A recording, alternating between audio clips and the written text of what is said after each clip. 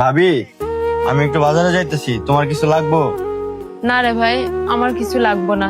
তোর ভাই বাজারে গেছে, তোর ভাইরে কইয়া দিছে আমার যা যা লাগবো। ভাবি, তুমি এইভাবে কথা কইতেছো কে? আরে তোমার শরীর তো দেখি জ্বরে পুড়া যাইতেছে গা। আর এইখানে এত কাপড় কে? কাপড়গুলো ময়লা হয়েছে রে, ধুইতে হইব। আরে কি কও, তুমি এই জ্বরের শরীর নিয়ে এই কাপড় ধুইবা? তোমার ধুইতে হইব না, আমি সব কাপড় ধুয়ে দিতেছি, বাজারে যাইবো না।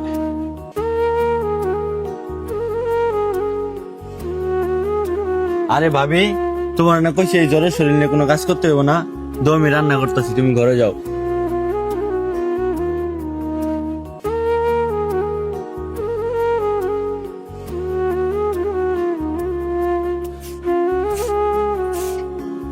আরে ভাই, তুই এটা কি করতেছস? এলাকার মানুষ দেখলে মান সম্মান থাকবো? তুই হচ্ছিস পোলা মানুষ, তুই কিসের লেগে কাপড় ধুবি, রান্না করবি, ঘর ঝাড়ু দিছিস, এখন আবার উড়ান ঝাড়ু দিতেছিস? আমরা মাইয়া মানুষ, আমরা যতই অসুস্থ থাকি ঘরের কাজ আমাদেরই করা লাগে। ভাবি, তুমি অসুস্থ শরীর নিয়ে এত কথা কই না তো, তুমি নাও তো, বউ তো।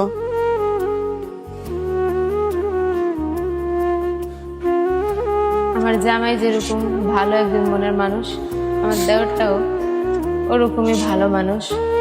আজকে যদি আমার মায়ের পেটের ভাই থাকতো তাহলে মনে হয় আমার দেওরটার মতোই হইতো।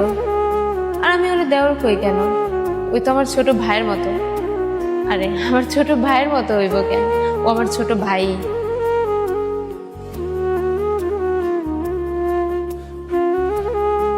কিরে তুই এটা কি করতেছস? আর স্বপ্না, কি হয়েছে? হ্যাঁ, আর তুই, তোর কি লজ্জা শরম নাই? তুই একজন পোলা মানুষের ঘর বাড়ি ঝাড়ু দিতেছিস, আর তুমি এইবারই বউ হয়ে পায়ের উপর পা তুলে বয়ে রয়েছো, আর আমার ভাইরে দিয়ে ঘর ঝাড়ু দিয়ে দিতেছো। এগুলো যদি মানুষ দেখে তাহলে কইব কি? ভাই, তুমি ভাবির লোকের চিল্লাচিল্লি করে না, ভাবির শরীরটা বেশি একটা ভালো না। তাই ভাবির আমি কইছি, ভাবি তুমি একটু রেস্ট নাও, তোমার কাজ আমি করে দিতেছি। ভাই, তোর আমি আগেই কইছিলাম তুই এসব কাজ করিস না। এখন দেখ, শুধু শুধু তোর ভাই আমার ভুল বুঝতেছে। তুমি কোনো চিন্তা করো না, আমি তোমার কিছু কইব না। আমি আজকে নিজের চোখে দেখতে পারলাম আমাকে সংসারে খাবার দাবারের অভাব হতে পারে, ভালোবাসার কম নাই। আমরা মিলেমিশে থাকি সবাই, এইটা কয়জনে পারে গো? সত্যি, আপনাদের সংসারে না এলে আমি আমার এই ছোট ভাইরে পাইতাম না। হয়েছে, এমন কোনো কথা কইও না। আর ঝাড়ু রাখ, ঘরে চল, আমরা খাওয়া দাওয়া করুন, চলো।